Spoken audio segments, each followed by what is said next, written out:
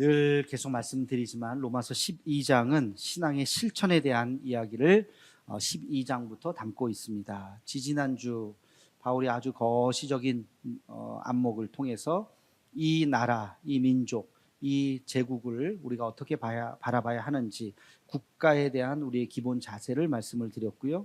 지난주는 우리가 삶을 대하면서 어떻게 살아야 하는지 삶에 대한 기본 자세를 말씀을 드렸습니다. 그리고 조금 더 시야를 좁혀서 이제는 우리가 이 신앙생활, 믿음 생활을 어떻게 해야 되는지 이것에 대해서 기본 자세를 오늘 본문을 통해서 우리에게 말씀해 주고 있습니다. 여러분, 신앙에 대해서 기본 자세를 우리가 생각해 보기 전에 아주 중요한 것이 있어요. 그게 뭐냐면 신앙생활의 터전이 어디냐는 거예요. 여러분, 우리 신앙생활을 어디서 합니까? 가정에서도 물론 하지만 신앙생활의 터전은 바로 교회입니다. 하나님께서 우리에게 믿음을 주셨는데 이 믿음이라고 하는 것을 담는 그릇이 바로 교회예요. 교회를 통해서 우리는 하나님의 말씀을 배우고 받고 교회를 통해서 그 복음이 또 다른 곳으로 전해지게 되는 것이죠. 그래서 교회라고 하는 것은 이 복음을 담는, 신앙을 담는 아주 중요한 신앙의 터전인 것입니다. 교회가 혹시 싫다고 우리가 다른 교회로 옮길 수는 있겠지만 그러나 교회 자체를 떠날 수는 없어요. 요즘에 무교주의자들이 자기 혼자 신앙생활을 한다고 생각하면 되는데 죄송하지만 그렇게 하면 그 신앙이 자랄 수가 없습니다. 혼자 말씀 보고 혼자 기도한다고 그 신앙이 계속해서 유지되기가 어렵습니다. 함께 모여서 인도자에 따라 예배를 드리고 우리가 찬양을 하고 우리가 함께 하나님 앞에 나아가는 이 믿음의 공동체가 중요한 것입니다. 그래서 우리는 사실 이 교회를 작은 천국을 만들어야 돼요. 교회를 통해서 하나님의 은혜를 경험하고 교회를 통해서 우리가 놀라운 살아계신 그 주님의 영광을 경험해야 되는데 때로는 이 교회를 통해서 천국이 아니라 지옥을 경험할 때도 있다는 거예요. 이게 참 안타까운 거죠. 세상에 좋은 교회가 있고 나쁜 교회가 있고 이상한 교회가 있을 수 있습니다. 근데 그것은 하나님이 만드는 게 아니에요. 하나님이 이상한 교회를 만들겠습니까? 하나님이 나쁜 교회를 만들겠습니까? 그 교회가 이상해지고 그 교회가 나빠지는 것은 우리 책임이에요. 우리 책. 우리가 좋은 교회를 만들 수도 있고 우리가 나쁜 교회를 만들 수도 있고 우리가 이상한 교회를 만들 수도 있다는 것입니다. 그래서 우리가 어떤 마음으로 신앙생활을 하느냐, 신앙생활의 이 기본 자세를 배우기 전에 우리가 어떻게 함께 믿음의 공동체가 모여서 어떤 마음으로 신앙생활을 해야 되는가 하는 것은 굉장히 중요한 것입니다. 첫 번째, 우리 1절 말씀을 우리 함께 같이 읽도록 하겠습니다. 시작. 믿음이 연약한 자를 너희가 받되 그의 의견을 비판하지 말라. 우리가 신앙생활을 하면서 특별히 우리가 교회 생활을 하면서 여러분이 반드시 기억해야 되는 말씀이 바로 이 말씀이에요. 믿음이 연약한 자를 너희가 받되 그의 의견을 비판하지 말라. 왜 비판하지 말라고요? 믿음이 연약한 자가 있기 때문에. 다시 말하면 믿음이 연약한 자도 있고 센 사람도 있고 더 센 사람도 있고 믿음이라고 하는 것이 똑같이 믿음이 있다고 이야기하지만 그 믿음의 정도, 수준이 다를 수 있다는 거예요. 그렇죠? 그러니까 믿음의 다양성, 믿음을 판단하는 또 본인이 생각하고 있는 믿음의 어떤 요소가 조금씩 다를 수 있다는 것입니다. 여러분, 성경을 가만히 보세요. 호세아는 무엇을 외쳤습니까? 하나님의 사랑을 외쳤어요. 하나님의 긍휼을 외쳤어요. 하나님이 용서해 주시리라. 너의 모든 죄, 너희가 음녀같이 그렇게 아주 못된 짓을 했다 할지라도 하나님은 사랑이시다. 하나님은 너희를 용서해 주실 것이다 라고 하나님의 사랑을 외친 사람이 호세아 선지자예요. 반면에 여러분, 아모스 선지자는 하나님의 정의를 외쳤어요. 너희 율법을 어긴 너희여, 하나님께서 심판하실 것이다. 너희가 그렇게 하면서 어떻게 그대로 살기를 바라느냐? 하나님이 용서하지 아니할 것이다. 정의를 외쳤던 사람이 바로 아모스 선지자입니다. 또 여러분, 학개 선지자는 무엇을 외쳤습니까? 너희 집을 지었다고 좋아하지 마라. 지금 성전이 다 허물어졌는데 하나님의 성전을 지은 것이 이 시대에 우리에게 주신 하나님의 명령이다. 모든 성도들이여 성전을 지으라. 무너진 성전을 짓기 위해서 한 마음으로 다 같이 마음을 모아라고 이야기했던 사람이 학개 선지자예요. 여러분, 그런가 하면 이사야 선지자는 뭐라고 이야기했습니까? 너희는 교회의 성전에 마당만 밟는도다. 너희가 드리는 제사는 하나님이 받지 아니할 것이다. 아니, 하나님 앞에 나와서 제사를 지내고 하는데 칭찬을 해줘야 되는데 하나님이 그 제사를 받지 않는다고 오히려 몰아내고 심판을 얘기했던 선지자가 이사야 선지자예요. 누구 말이 맞습니까? 누구 말이 맞고 누구 말이 틀리는 이야기가 아니잖아요. 그죠? 그럼 사랑을 잃어버렸던 시대에는 사랑을 외쳤고요. 정의를 잃어버렸던 시대에서는 정의를 외쳤습니다. 성전이 무너진 시대에는 성전을 재건해야 된다고 외쳤고, 헛된 제사를 지내는 사람들에게는 너희가 드리는 그 제사를 멈추라고 오히려 이야기를 했습니다. 신앙이라고 하는 것이 다양한 것이 있는 거예요. 다양한 것. 다 똑같지 않아요. 아이가 어렸을 때부터 이렇게 쑥 자라잖아요. 아이가 자라면서 먹는 음식이 달라지죠. 먹는 음식을 믿음에 비유한 이야기가 있습니다. 그게 바로 히브리서예요. 히브리서 5장 13절에서 14절 말씀을 우리 함께 같이 읽어보겠습니다. 시작. 이는 젖을 먹는 자마다 어린아이니 의의 말씀을 경험하지 못한 자요. 단단한 음식은 장성한 자의 것이니 그들은 지각을 사용함으로 연단을 받아 선악을 분별하는 자들이니라. 아멘. 어린아이는 이가 나지 않으니까 고기를 어떻게 먹겠습니까? 그 맛있는 고기를. 그 이가 난다 그래서 그거를 먹으면 소화를 시켜야 되는데 아직 고기를 소화시킬 수 없는 위를 가지면 먹으면 탈나잖아요. 그렇죠? 그러니까 아이들 우유 먹고 이유식 먹고 그러는 거예요. 그러다가 점점 자라서 이도 나고. 근데 여러분 5살 되고 7살 되고 8살 됐는데 여전히 우유를 먹는다? 되겠어요? 안 되죠. 성장하면 단단한 음식, 딱딱한 음식을 먹고 소화시킬 수 있다는 거예요. 지금 음식 얘기하는 게 아니잖아요. 지금 히브리서 기자가 음식 얘기하는 것이 아니라 믿음 이야기하는 겁니다. 믿음이 어릴 때는 부들부들한 거 그냥 먹고 쓱쓱 넘기는 거 좋은 얘기 잘 될 겁니다. 걱정하지 마시고 하나님이 복 주실 겁니다. 이런 얘기 할 수 있겠지만 어느 날은 그렇게 신앙생활하면 안 됩니다. 정신 차리십시오 하는 이야기를 듣고 정신이 번쩍 들 수 있어야 되는 거예요. 제가 지금 우리 피택자 교육 중에 있는데 피택자들에게 매주 검사하는 게 있어요. 그게 뭐냐면 한 주간 예배 몇 번 드렸습니까? 축제 검사. 어떤 분들은 빵번 하면 이래가지고 이게 권사님 되시겠어요? 이래가지고 안수입사님 이래가지고 우리 장로님 피택 장로님들은 잘하세요. 그러면서 예배 횟수를 적게 해요.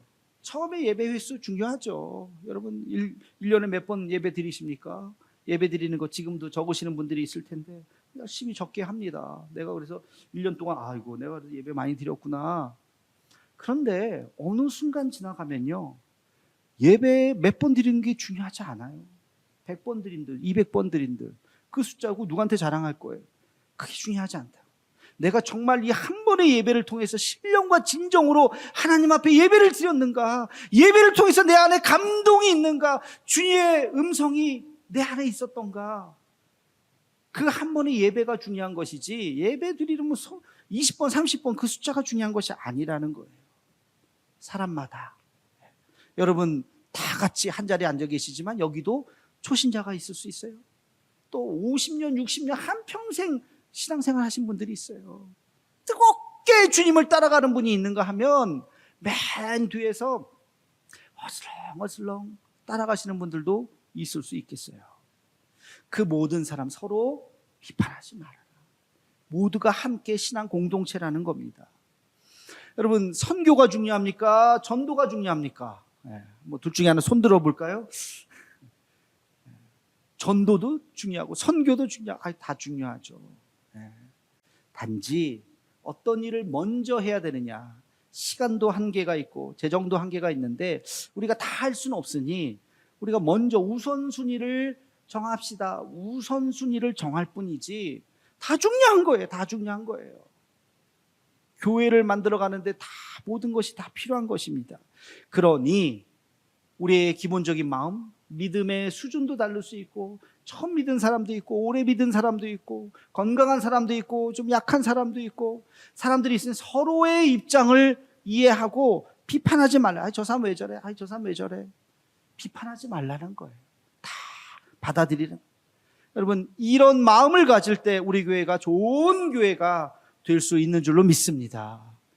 서로의 입장을 생각하지 않으면 서로 비난하다가 끝나는 거예요. 그러면 좋은 교회가 될 수 없겠죠. 우리 신앙의 기본 자세, 우리 믿음의 공동체 생활을 할 때 기본 자세, 그렇지, 그럴 수 있지, 아직 단단한 음식을 못 먹는 상황이 될 수도 있지 하면서 서로를 포용하고 인정하는 우리가 되기를 주의 이름으로 축원합니다. 두 번째 신앙의 자세는 4절에 나옵니다. 우리 함께 4절 말씀을 읽겠습니다. 시작. 남의 하인을 비판하는 너는 누구냐? 그가 서 있는 것이나 넘어지는 것이 자기 주인에게 있음에 그가 세움을 받으리니 이는 그를 세우시는 권능이 주께 있음이라. 아멘. 마지막 말씀을 주목하셔야 돼요. 그를 세우는 무엇이? 권능이 주께 있습니다. 그를 세우는 권능이, 다시 말하면 하나님에게 무엇이 있냐? 권능이 있습니다. 하나님에게 주권이 있는 거예요. 하나님의 주권, 역사의 주관자 되시는 분은 하나님이신 거예요. 세우기도 하시고 무너뜨리기도 하시고, 그 하나님의 권능이 주님 앞에 있다고 하는 것을 우리가 인정하면서 신앙생활을 해야 돼요. 나의 노력 중요하죠. 그러나 노력 갖고 다 되는 것이 아니야. 하나님의 인도하심이 우리의 삶 가운데 있어야 돼요. 기름을 넣지 않는 자동차는 그냥 장난감이죠. 모형이죠. 그게 무슨 자동차예요. 기름을 넣어야 시동이 걸리고 차가 앞으로 나가는 겁니다. 그럼 우리의 삶도 마찬가지예요. 여러분도 공부도 많이 하시고 뭐도 다 좋아요. 그러나 우리의 삶을 움직이고 우리의 삶을 앞으로 나가게 하시는 분은 우리 하나님인 줄 믿으시기를 축원합니다. 하나님이 우리와 함께 하셔야 우리 인생이 수레바퀴가 굴러가는 거예요. 우리가 아름다운 인생을 살아갈 수 있는 거예요. 우리가 하나님 앞에 영광을 돌리는 인생을 살아갈 수 있는 것이죠. 교회도 마찬가지예요. 이 교회 아무리 멋있게 금, 은으로 다 장식을 하고 반짝반짝하고 잘 만든다 한들 성령의 기름이 없으면 이 교회는 하나님이 쓰시는 교회가 아니에요. 성령의 은혜가 없으면 이 교회는 죽은 교회예요. 그렇지 않겠어요? 성령의 은혜가 있어요. 우리의 삶을 주관하시는 분은 하나님이시다 하는 것을 우리는 기억해야 합니다. 세상 사람들도요, 그걸 아는 것 같아요. 여러분, 운칠기삼이라는 말 들어보셨죠? 운칠기삼이 뭐예요? 운이 70%, 7알이고 기가 30%. 기라고 하는 거 기술, 재능이에요. 재능, 노력, 재능과 노력이 그게 70%가 아니라 그게 30%예요. 세상 사람들이 하는 소리예요. 운칠기삼이야. 아무리 노력해도 너 운이 있어야 돼. 뭔가 좀 운대가, 우주의 기운이 너를 도와줘야 돼. 우리는 그걸 뭐라고 얘기해요? 하나님의 인도하심이라고 얘기하죠. 하나님이 우리의 삶을 인도하셔야 돼요. 그래야 우리의 삶의 모든 것들이 싹 풀리는 거죠. 그렇지 않으면 시편 127편 우리 1절과 2절 말씀을 우리 함께 같이 읽어보겠습니다. 시작. 여호와께서 집을 세우지 아니하시면 세우는 자의 수고가 헛되며 여호와께서 성을 지키지 아니하시면 파수꾼의 깨어 있음이 헛되도다. 너희가 일찍이 일어나고 늦게 누우며 수고의 떡을 먹음이 헛되도다. 그러므로 여호와께서 그의 사랑하시는 자에게는 잠을 주시는도다. 아멘. 하나님이 그 집을 지키지 않으면 인간이 지키는 것은 다 허물어진다는 거예요. 아무것도 아니라는 거예요. 나의 노력 그 위에 하나님의 성령의 기름 부으심이 있어야지, 그렇지 않으면 그거 아무것도 아니다. 근데 오늘 말씀이 재밌어요. 마지막에 보면 여호와께서 그의 사랑하는 자에게 잠을 주신다는 표현을 썼어요. 여러분, 잠이 안 오는 밤, 왜 잠이 안 올까요? 왜 잠이 안 와요? 낮잠 자면 잠이 안 올 수도 있겠지만 잠이 안 오는 이유가 뭐예요? 근심 걱정, 불안의 마음이, 이거 어떡하지? 내일 이런 일인데 어떡하지?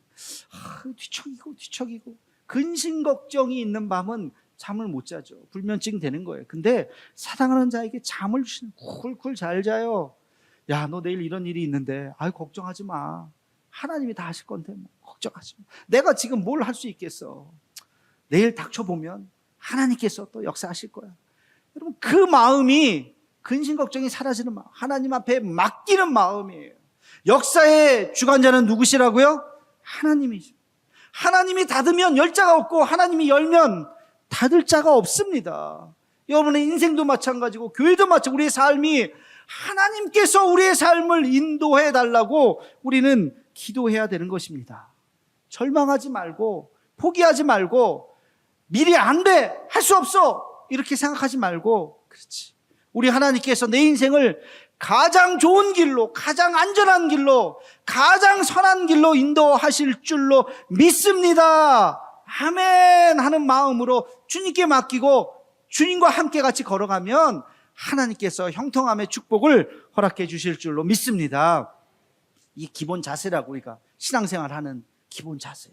마지막 세 번째는 8절 말씀입니다. 우리 함께 같이 8절 말씀 읽겠습니다. 시작. 우리가 살아도 주를 위하여 살고 죽어도 주를 위하여 죽나니 그러므로 사나 죽으나 우리가 주의 것이로다. 아멘. 정말 멋진 말이에요. 꼭 기억하셔야 되는 말이에요. 우리가 살아도 주를 위하여 죽어도 주를 위하여 사나 죽으나 상관없다. 바울은요, 삶과 죽음의 경계가 다 무너졌어요. 그 담이 다 무너졌어요. 예, 우리는 우리의 삶의 끝에 죽음이라는 게 있어. 엄청난 큰 담벽이 있어요. 예수 믿는 사람과 예수 믿지 않는 사람, 신앙인과 신앙을 갖지 않은 사람의 가장 큰 차이가 뭘까요? 가장 큰 차이, 그게 바로 천국을 믿느냐 안 믿느냐예요. 여러분, 예수님 믿으십니까? 천국을 믿으십니까? 여러분, 오늘 밤에도 죽으면 하늘나라에 갈 것을 믿으십니까? 아멘, 아멘. 정말 믿으셔야 돼요. 그리고 당연히 우리가 예수님만의 영원한 생명이 있는 것입니다. 죽음 두렵지 않아요. 네. 언젠간 누구나 다 죽겠죠. 저도, 여러분들도 죽음을 피할 수 있는 사람이 어디 있어요? 다. 그러나 아이고, 죽으면 어떡하지? 죽으면 어떡하긴. 죽음 다음에 몰라요, 알아요? 그 다음에 어떻게 되는지 몰라요? 죽은 다음에 어떻게 돼요? 하늘나라 가는 거잖아요. 천국이 여기보다 더 좋을까요? 안 좋을까요? 조금 안 좋을 것 같아요? 여러분의 집보다 좀 안 좋을 것 같아요? 비교할 수 없죠. 비교할 수 없죠. 아이고, 비교할 수 없죠. 이 땅의 삶하고. 제가 이 천국 얘기할 때마다 늘 하는 비유 같은 게 하나 있는데 이런 것 같아요. 만약에 오늘 저녁에 여러분 저녁 약속 진짜 근사한 곳에서, 여러분들이 정말 듣도 보지도 못했던 근사한 곳에서 저녁 예약이 탁 돼 있다고 생각해 봅시다. 7시에 탁 VIP 탁 돼 있어요. 모든 게 원하는 거 다 나오는 최고의 셰프가 미슐랭 별 5개 뭐 이런 거 다 했다고 칩시다. 점심을 배부르게 먹을 사람 있어요? 점심을 난 배 터지게 먹어야지. 그럴 사람 없을 겁니다. 저녁이 근사한 곳에서 예약되어 있으면 점심은 안 먹어도 상관없어요. 라면 그것도 뭐 그냥 한 젓가락만 먹어도 돼요. 떡 하나만 먹어도 돼요. 상관없어요. 점심 대충 먹고 넘어가도 괜찮아요. 불행하지 않아요. 왜? 나한테 저녁이 예약되어 있잖아요. 오히려 배가 고픈 게 더 좋겠죠. 그럼 마치 이런 거예요. 식당 얘기가 아니라 우리가 갈 곳, 예수 믿기 때문에 우리가 가는 그 천국은 정말로 아름다운 곳이에요. 아름다운 곳. 여러분, 바울은요 그것을 봤어요. 그렇기 때문에 그에게 있어서 삶과 죽음의 경계가 무너진 거예요. 고린도후서 말씀을 읽어볼까요? 고린도후서 12장 1절에서 4절 말씀입니다. 우리 함께 같이 읽겠습니다. 시작. 무익하나마 내가 부득불 자랑하노니 주의 환상과 계시를 말하리라. 내가 그리스도 안에 있는 한 사람을 아노니 그는 14년 전에 셋째 하늘에 이끌려 간 자라. 그가 몸 안에 있었는지 몸 밖에 있었는지 나는 모르거니와 하나님은 아시느니라. 내가 이런 사람을 아노니 그가 몸 안에 있었는지 몸 밖에 있었는지 나는 모르거니와 하나님은 아시느니라. 그가 낙원으로 이끌려가서 말로 표현할 수 없는 말을 들었으니 사람이 가히 이르지 못할 말이로다. 아멘. 14년 전에, 지금 고린도후서를 쓰기 14년 전에 셋째 하늘에 올라갔다고 이야기해요. 내가 지금 환상과 계시를 말하겠다. 그는이라고 얘기했지만 자기 자신을 이야기하는 겁니다. 이스라엘 사람들은요 하늘에 올라가 본 사람이 없죠. 우리도 뭐 끼케야 비행기 타고 정도 올라갔는데 이스라엘 사람들 하늘이 세 개의 층으로 되어 있다. 우리가 바라보는 1층짜리 하늘, 저기 새들이 날아다니는 하늘이 있고요, 그 위에 하늘이 있고요, 마지막 셋째 하늘이 하나님이 계시는 하늘이라고 생각했어요. 그래서 그것을 3층천이라고 부릅니다. 셋째 하늘. 바울이 환상 중에 그 셋째 하늘에 가서 주님을 만난 거예요. 뭐라고 썼는지는 정확하게 모르겠어요. 근데 거기 보세요. 내가 낙원으로 이끌려가서 말할 수 없는 표현의 말들을 들었다. 말할 수 없는 것들을 내가 경험했다. 천국에 간 것을 어떻게 말로 표현할 수 있겠습니까? 여러분, 그것을 지금 바울이 다녀왔어요. 갔다 오니까 이 땅에서의 삶이 아무것도 아니에요.